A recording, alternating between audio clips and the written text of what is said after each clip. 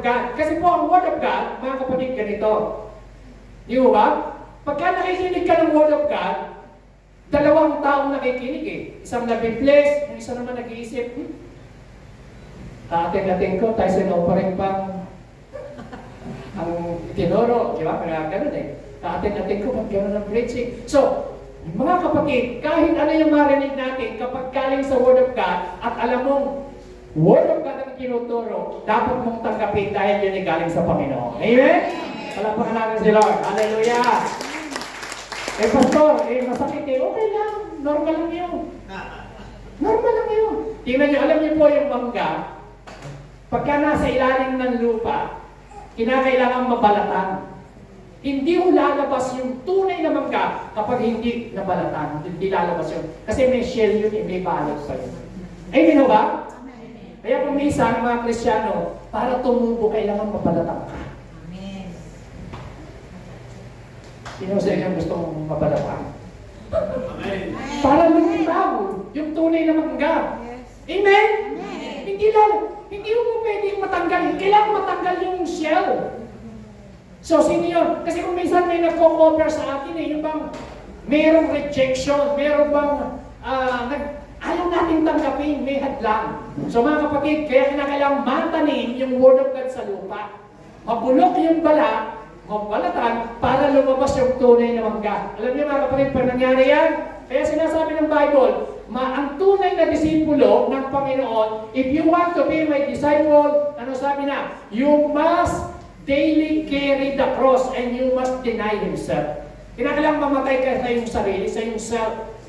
So kaya ang discipleship, kinakailangan mamatay yung self natin, yung ating, lagi tayong self, yung sarili. Lalo na sa panahon natin ngayon, alam niyo po, nasa me generation po tayo ngayon eh.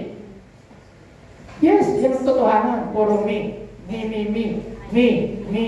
generation. Puro ako. Yan po ang generation ngayon. So kailangan ma-overcome natin yung, at maintindihan natin yung cycle para po tayo ay mag-multiply. Palakpakan natin ang Panginoon. Amen?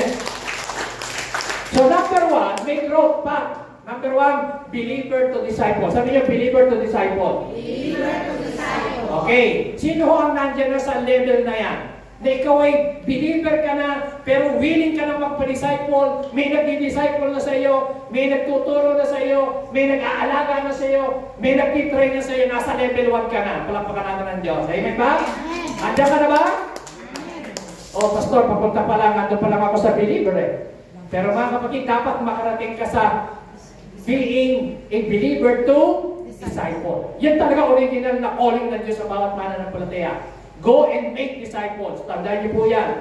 Go and make. Hindi sinabing go and make converts. Hindi ganon. Go and make disciples. Okay. Kailangan pumunta ka sa number 2 level. Ano yun? Disciple to minister. Ano yung minister? Mamaya papaliwanag ko po sa inyo yan isa-isa. At hindi ka lang titigil dyan. Number 3, minister to leader. Yan po yung cycle ng mangga. Alam niyo yung mangga, hindi lalabas ang mango float, hindi lalabas ang mango ice cream, hindi lalabas ang mango salad, mango cake, kung yung mangga hindi matatanim at hindi magbubunga. Amen! O ba't ngayon, ini-enjoy mo? Di ba, pag kumakain ka ng mango ice cream, mango salad, mango float, mango juice, ang sarap ng mangga! Enjoy na enjoy ka! Kasi in-enjoy mo na yung bunga. So mga kapatid, pero kung tinatanim yung mangga, wala kang i-enjoy na bunga. Amen? Ganon din po ang discipleship. Kinakailangan ikaw ay mataniman ka. At kinakailangan ang final na makita mo na ikaw ay dapat maging mabunga at nagbubunga ka. Ano yun? Dapat, ang ending ng pagiging believer, you must become a leader. Eh, sabihin, Pastor, magpapastor ba ako? No. Pastor, pupunta ba ako sa Ukraine para mag-mission? No. Pastor, pupunta ba ako sa Africa? Hindi po ibig sabihin, lahat magmi-mission. Ang ibig sabihin yan, maglilid ka, hahawa ka ng isa, dalawa o tao, tatlong tao na ililid mo, yan po ang tunay na disciple ng Panginoon. Palakpakan natin dyan, okay? Amen? Kailangan makarating tayo dyan. So ano po yung level 1? Ano yung level 2? Level 3? Okay. Hebrews chapter 5 verse 11 to 12. Anong sabi ni Paul? Ito po yung tinuro ko last Sunday. Gusto lang basahin ulit. Sabi ni Paul, there is much more we would like to say about this, but it is difficult to explain, especially since you are spiritually dull. Ano po yung dull? Mapurol, mahina, tumanggap. Ayaw tumanggap eh. Mapurol yan. Mahina, ayaw tumanggap ng kaisipan. And don't seems to listen. Verse 12, kayong pumasa, ilakas nyo kung nakikita nyo dyan. You are being delivered so long now, and teaching others.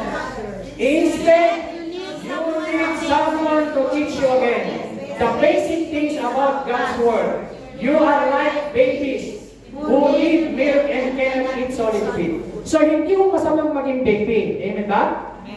Pero ang masama, 30 years old ka na, baby ka pa rin. Ayan ang masama. Ang tawag doon, bodging na yun.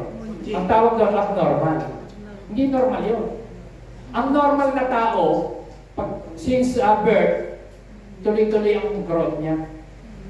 Yun ang normal. Pero pagka may abnormality, nakakita na kayo ng may problema sa kaisipan, yung mga special child na tawag. So kaya pagka may dinidisciple kayo na hindi lumalagong special child yan. Huwag yung tira ng katabi niya, hindi yan, ha? Amen! Anong tawag doon? Special child. Ibig sabihin, kailangan niya ng special attention.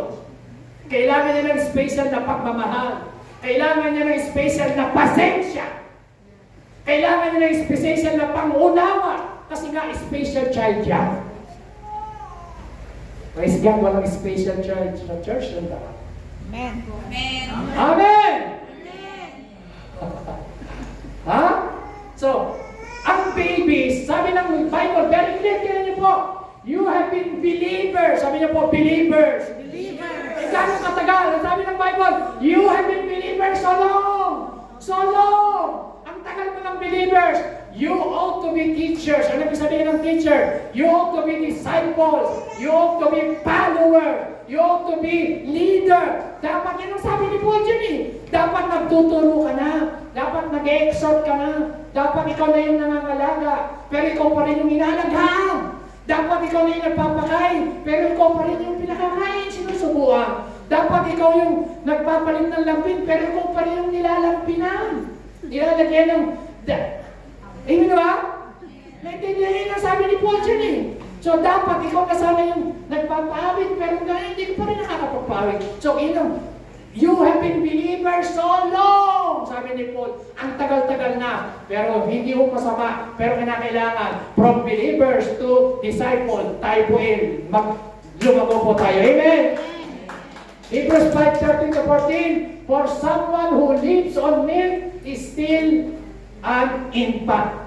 Hindi mo masama, iulit ko na ikaw ay maging baby. Pero hanggang kailan tayo kakain ng gatas? Ha? Bagay, may matanda pa rin ang uminom ng gatas. Oh, ayun yung super, ano na yun? Sabi niya, pagkalo infant at still baby pa rin, doesn't know how to do what is right. Solid food, sabi natin solid food. Solid food Is for those who are mature. Tanong, sino sa inyo gustong mag-mature? Amen. Ako lang ata, may dalawang nag-amen. Salamat sa tatlong nag-amen. Ulitin natin, baka hindi natin yan. Sino sa inyo maging mature? Amen. Alam niyo yung mature?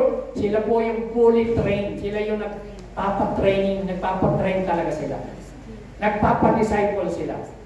Pero alam niyo, hanggang di tayo umaattend ng discipleship training, hanggang di tayo umaattend ng mga training, mga mentoring, hanggang hindi tayo umaattend, mananatili po tayong believers for a long time. Mananatili po tayo. Kailangan mo, ang goal ni Lord, maging disciples po tayo, mga kapatid. Amen? Amen. Sabi ng Hebrews chapter 6, verse 1 and 2, very clear po ito. Ano sabi ng Bible? Therefore, let us leave the elementary teachings. Dapat daw ho, Iwanan na natin yung elementary teaching. Sino sa inyo, alam ko, lahat tayo nag-aaral dito, at least elementary level nakarating tayo, high school o college. Pero sabi ng Bible, let us leave the elementary, sabi niyo, elementary teaching. Elementary teaching. Alam niyo ba, kapatid, ang teaching about repentance, elementary teaching yan.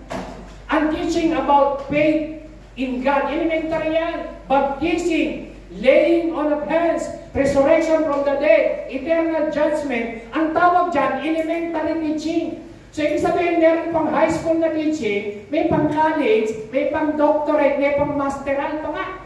Amen? Amen. Pero maraming Kristiyano, hanggang doon lang sa elementary. Kapatid, ipasa mo naman ang elementary. Hindi mo masama na tayo dumaan sa pagiging elementary. Pero dapat mag-high school ka naman, mag-level up tayo. Kasi gusto ni Lord na yung ating faith nagle-level up palagi. Tuloy-tuloy ang paglago. Tuloy-tuloy ang pag-unlad ng ating buhay spiritual. Amen? Amen. Palakpakan natin si Lord. Hallelujah!